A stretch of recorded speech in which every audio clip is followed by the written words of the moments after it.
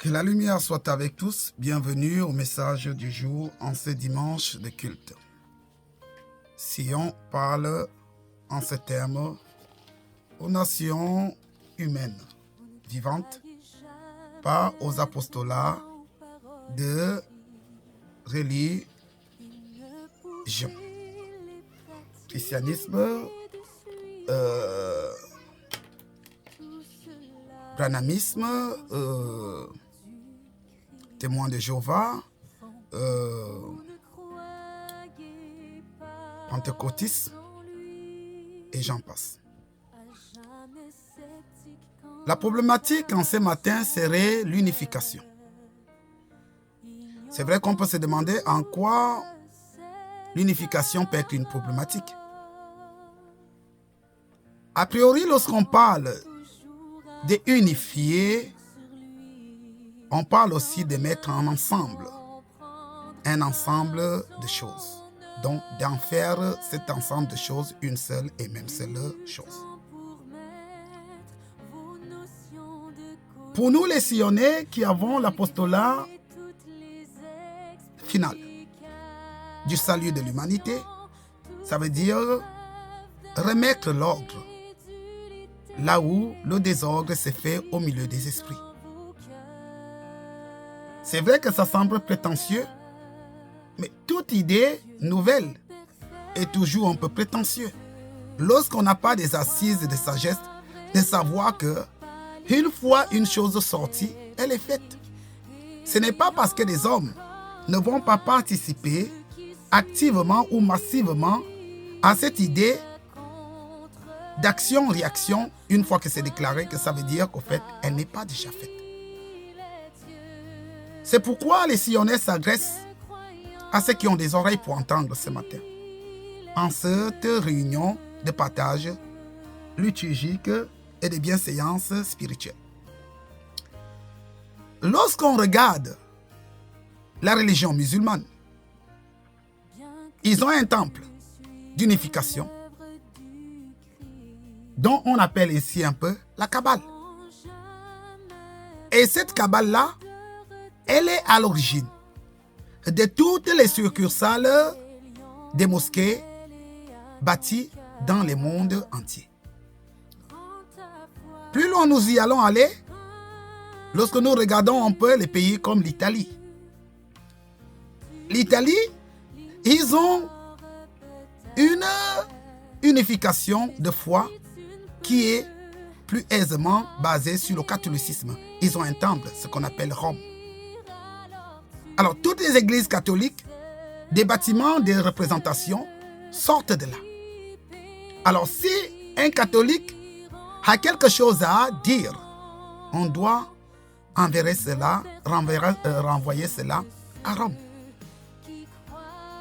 Nous pouvons repartir un peu dans les Écritures pour les Hébreux, autrefois appelés, aujourd'hui appelés la Judée. En Judée, il y avait un temple qu'on appelait à cette époque le temple de Salomon. C'est là que tout le monde, tous ceux qui avaient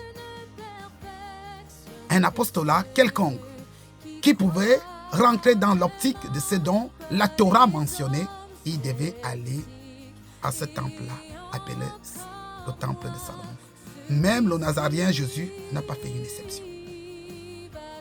Mais pour nous autres, des Africains, surtout des Africains de l'Afrique centrale, où est notre temple d'unification, des échanges spirituels? Il est où?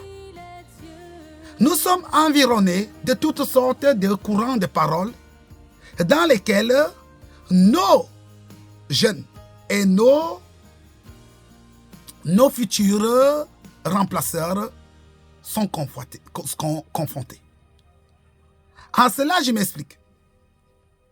Lorsqu'une nation a comme messager de la parole spirituelle et christique les témoins de Jéhovah, les éveillés, les pentecôtistes, les catholiques, tous prônent pour un seul et même nom, mais ils ne sont pas unis.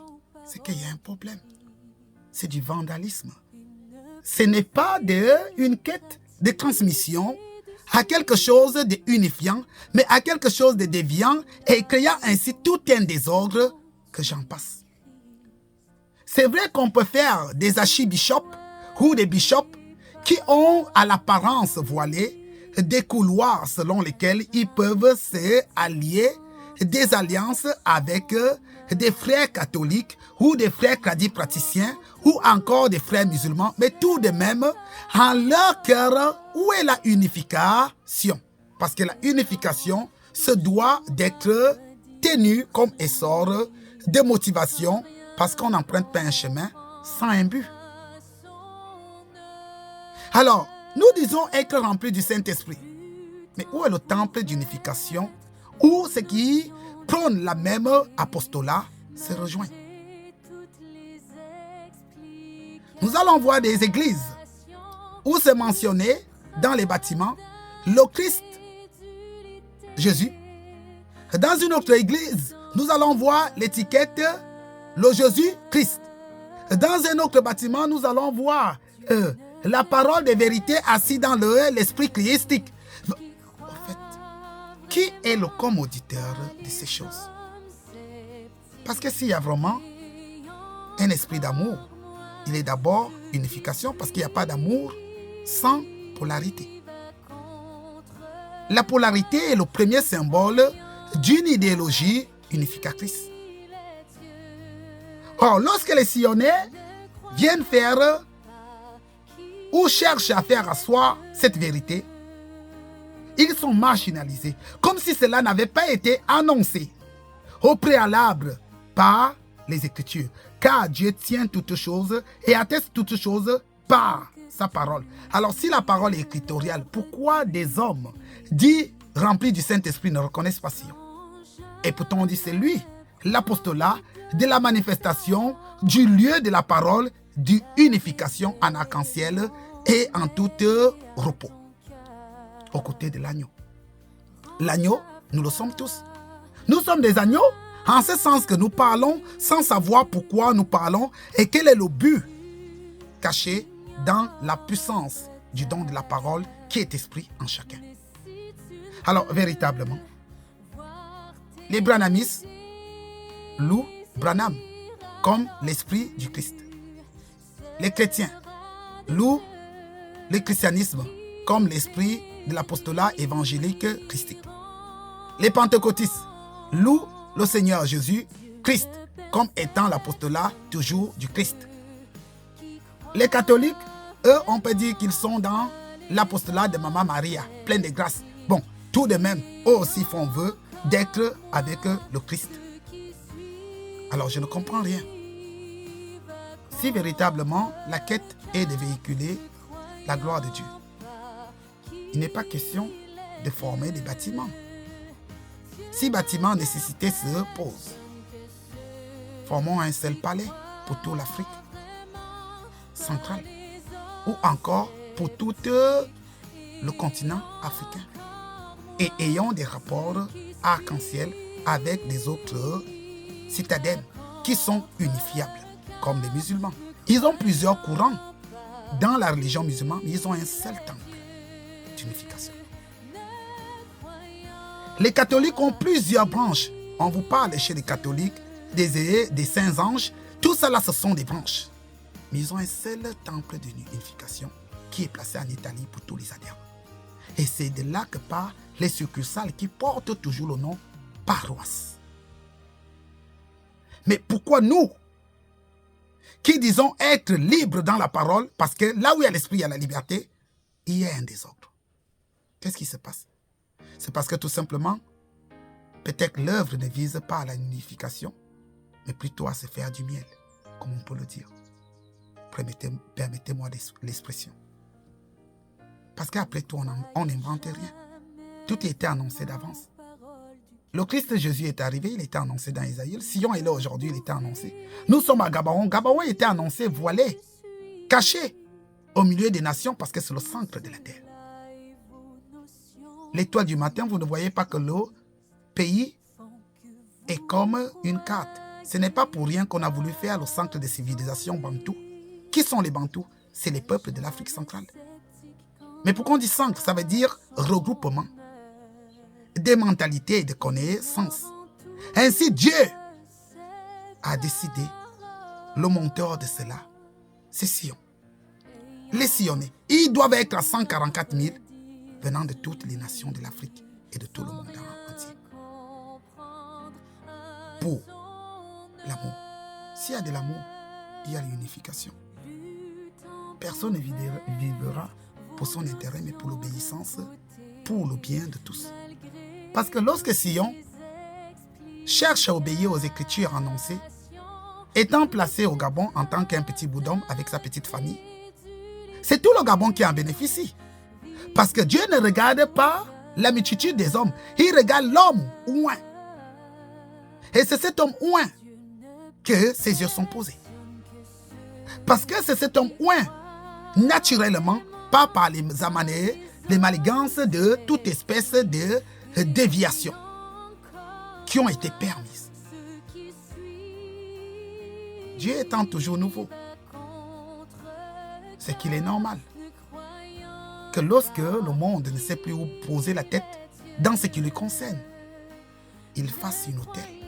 Et cet autel-là se doit d'être édifié, édifiant et édifié.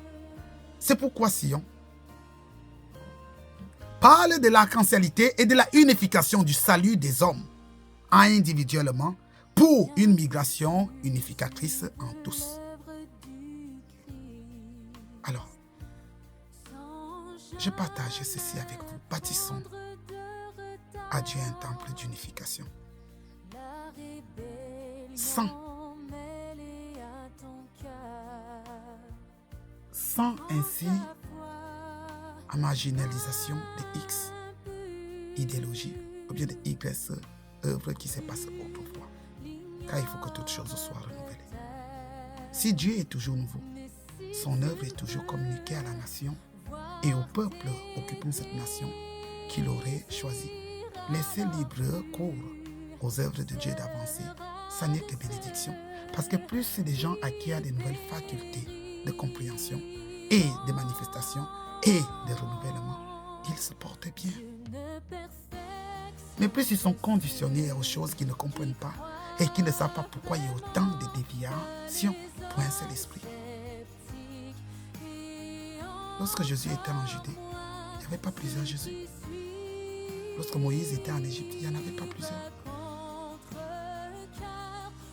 Lorsque Samuel était, il n'y avait pas plusieurs Samuel. Lorsque David était, il n'y en avait pas plusieurs. Alors tout est devenu dans l'homme, c'est la Bible. C'est vrai. Mais qui a les oreilles pour comprendre que la Bible ici, ce n'est pas au fait le livre. C'est que l'homme est une substance biologique dans laquelle il y a un composant des manifestations administratives, spirituelles et qui doivent être contextualisées selon les temps et les circonstances de la volonté du programme injecté dans l'humanité. À cela, en tout, partout et pour tout, en lui, par lui et pour lui, en tous, pour lui et lui en tous. Soyez éclairés, que le salut soit votre partage aujourd'hui et que, en vous, il y a l'éveil de conscience. Nous avons été prouvés que le pays était épargné. Parce que lorsqu'il y a eu la transition, il n'y a pas eu un bain de sang. Alors, moi je vous confie ceci. Nous pouvons nous unifier, tous, à une seule volonté, à un seul lieu, à une seule façon de faire pour servir Dieu. Et nous serons bénis par là. Pas à des complaisances. On ne sert pas Dieu pour recevoir quelque chose. On ne va pas écouter la voix de Dieu pour être riche. On va écouter la voix de Dieu pour pouvoir savoir quelle mission Dieu nous confie. Ainsi, il a la première place en chacun. Parce que c'est la parole qui est Dieu en chacun. Mais lorsqu'il y a trop de paroles déviantes, il y a aussi trop de choses déviantes. Revenons On a l'habitude de dire dans nos proverbes bantous que si donc tu empruntes un chemin et que tu ne vois pas la porte de sortie, reviens sur tes pas. C'est pourquoi on parle de tout doit être refait nouveau. Chose qui n'est pas une idéologie fausse, parce que c'est bien ça aussi la volonté nationale en ce moment, qui est ainsi rebâtissons un Gabon nouveau. Mais Gabon, c'est Gabon. Mais pouvons-nous rebâtir un pays sans d'abord nous ressourcer en ce qui doit être voie de la parole en tous, en unification. Si nous ne sommes pas d'accord dans les voies spirituelles, mais tout est fait par la spiritualité, est-ce que c'est les voies conduites par la spiritualité dans les esprits déviants qui vont pouvoir être ainsi convergence à quelque chose d'honorifique à court, à moyen, à long terme? Parce que pendant que le pasteur Édouard va prier pour la richesse de quelqu'un, le pasteur Jacob va prier le même Saint-Esprit pour l'accroissement du temple dans lequel lui veut se voir élevé. Et pendant ce temps, le prêtre Nguema, lui parlera du retour peut-être dans les sens traditionnels. Vous voyez, Dieu est tiraillé là. Apparemment, il ne sait pas à qui donner, à qui ne pas. Et pourtant, c'est un même pays. C'est un même pays. Pour ceux qui ne le savent même pas, ce n'est pas l'homme qui dit à la parole ce que la parole doit lui dire de dire. C'est la parole qui informe l'homme de ce dont il a dit. Et c'est dans ce dont tu as dit que tu es écouté et que tu t'es parlé et que tu t'es positionné. Mais plus c'est convergent et la conversion est dans la déviance, il n'y a plus d'unification, il n'y a plus d'authentification. Il n'y a que par injure. Par injure, ça veut dire juste des fausses juridictions de paroles. Des paroles en l'air. Et la force donnée à un leader pour faire asseoir les volontés des uns et des autres va toujours de plus en plus être attaqué. Pourquoi? Parce que tout simplement, Dieu bénit un homme par un autre homme. Et Dieu lave une nation par un homme. Et Dieu élève une nation toujours par un homme pour les autres hommes. Ainsi, si Dieu élève le Gabon et épargne le Gabon par des actions de renouvellement et de relancement, sachez aussi qu'il bénit le Gabon par une voie, par un hôtel, promis que les autres attendent depuis longtemps, mais il lui donne son hôtel. Qu'écoutez cet homme. Il ne vous est pas demandé de le couvrir de bijoux ou bien à la limite de l'or. Non, il vous est juste demandé d'écouter cet homme. Pourquoi? C'est en lui que ma voix se fait entendre. Écoutez-le. On n'a pas dit allez-y le baiser les pieds.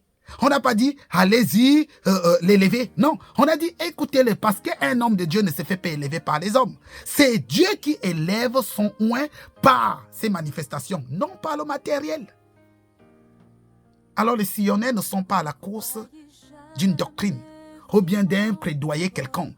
Ils sont à la manifestation pour tous et pour le renouvellement en tous et pour l'unification à l'innocence en tous. En cela, soyez bénis. Dans le salut, dans la rédemption, dans la loi, dans le chemin, la vérité et le règne. Car vous régnez, c'est reconnu. Mais avez-vous la paix? C'est la demande dont je vous laisse.